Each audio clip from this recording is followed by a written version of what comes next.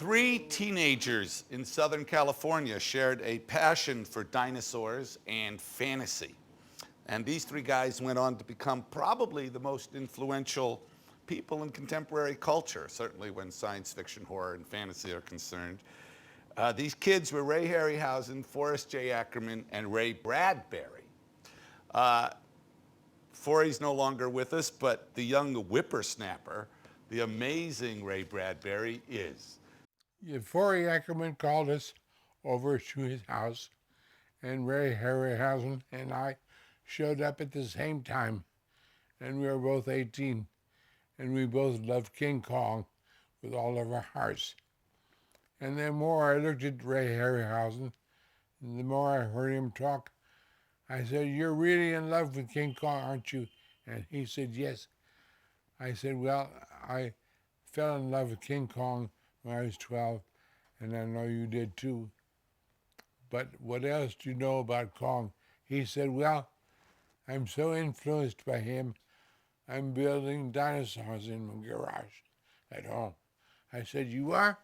He said, "Yes, and I'm animating them on 5mm film.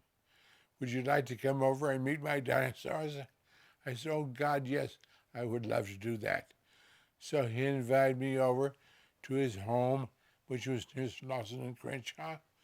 And I went there one day when I was 18 years old, and I met his dinosaurs in his garage. I said, "Oh God, this is incredible. You build these, do you?"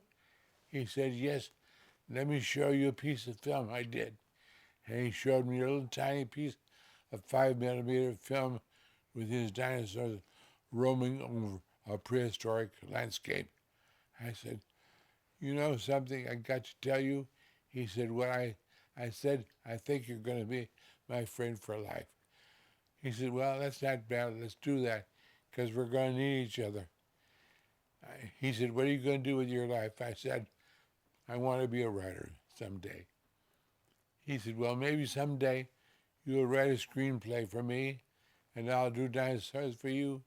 I said, "I'm going to pray to God for that." So from that day on, I saw Ray Harryhausen every month of my life for the last 70 years. Dear Ray, here it is. You're going to be 90 a few months ahead of me, and I'm going to be 90 in a few months too. But I want to say to you, I remember some special things.